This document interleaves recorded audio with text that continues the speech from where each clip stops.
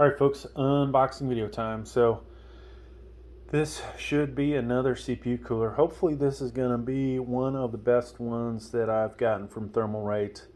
Possibly better than the Peerless Assassin 120. And now there is the bigger ones, and when I say better, just for the money, for that size, that hopefully it is a really good quality product, just like the Peerless Assassin, maybe slightly better if we're lucky. So let's go ahead and get this box open and see.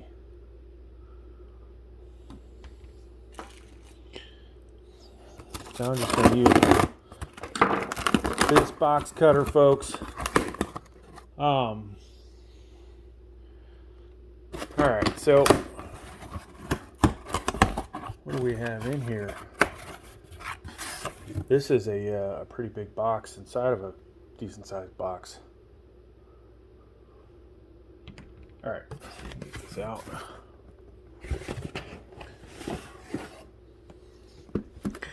So I have had so many products coming.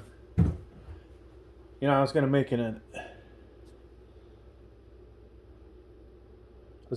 announcement that I'm going to probably stop buying products for a little while. I got to start saving some money up, folks, for 14th Gen. All right, now back to this video. This is upside down.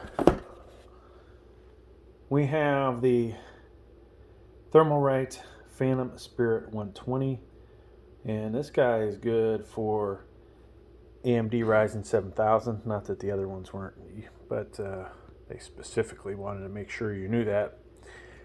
And looks like Intel 1700, LGA 1700. So, of course, there are, you know, pretty much all of their other CPU coolers are good for these, right?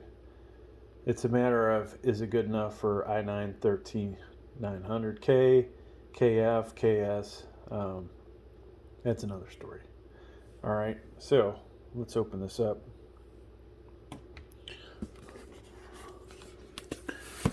Figure out how the hell to open the box. You know, sadly, yours truly is maybe a little too educated for this. I don't know. All right. So I'm going to have this video on 2 channels. We've got 2 cameras going. And I'm just going to get everything out of the box, and then we'll talk about what we have.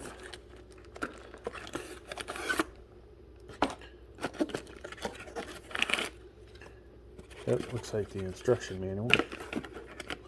So you can see over, at least on one of the cameras, there's another Thermalright that I just built up on the table.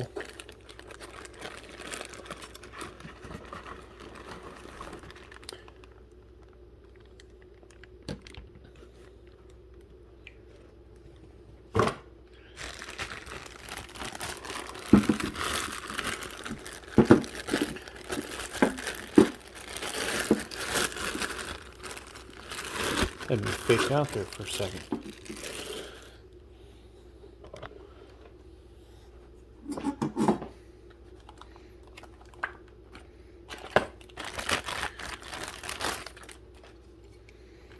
I think I'm gonna like this cooler.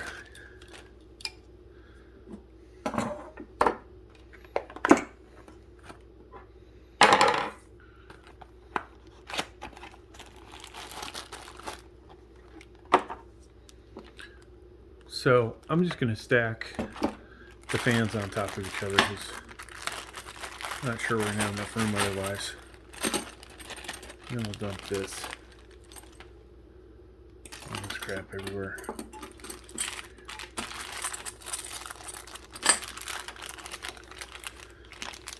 So this is heavy duty compared to the other ones. Alright folks, so here is the tower, dual tower. This looks freaking sweet. I'm going to get some close-ups with the one camera, so hopefully we won't get too in the way, but you know, much nicer design to it. than what we've previously seen on the Peerless Assassin 120. Now you can also see this offset design, which we didn't really talk about with the Peerless Assassin 120 SE. This guy, basically you're going to pick, I would think it's this side to be closer to the graphics card. That'll give you more space because it's offset. So that's a nice little feature. I don't know how many times I've had a graphics card and there's no gap between the CPU cooler and the graphics card, and this guy's going to have it. Of course, you're going to take, when you do the installation, take this tape off. Offset design for RAM. And this one looks pretty tall, so the CPU fans that are going to be on here, of course you'll want that to sit like that, not way up like this. So I don't know. We'll see how that works out when we do the installation. 7 heat pipes, folks. That's an improvement over the Peerless Assassin, which I think had 6. Now, funny story. I have this on the table, which one camera's not going to see. Peerless Spirit, whatever the hell it's called, 120 V2, and it has dual fans, but it did not come with the Y cable, right? Which makes that thing almost worthless because there's no other headers to. This one doesn't have dual CPU fan headers.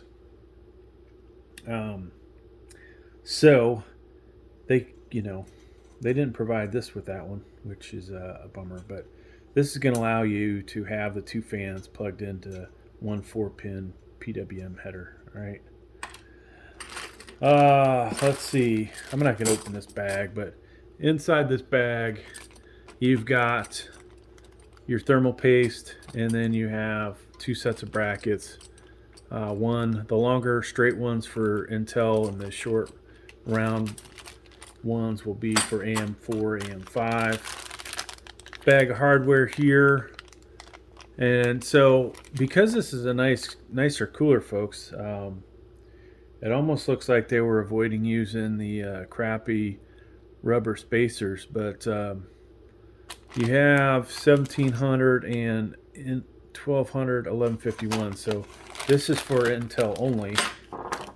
The AM4 ones do have the pink spacers like in the other videos. Of course, use the screws. I can't tell you until I read the directions whether you're going to use those parts. And then, not least but last, they actually have a steel back plate, which is nice. The one next to it had a crappy plastic one.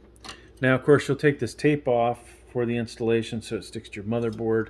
It's really not necessary. You can leave that on, especially if you end up reselling like I do, or you end up, putting it on another motherboard, which most likely I will do as well. 4 fan brackets, folks. So two for each fan, and then a instruction manual. So we'll do a full install on this, probably in at least, probably do 1151 or 1200. I'll probably do 1700. I'll probably do AM4, and I'll probably do AM5. I mean, let's face it, these are the only videos on this channel that make money, so it would be in my best interest to ensure that everybody is well taken care of. All right. So thanks for checking out the video, folks. Please like, please subscribe. Thank you.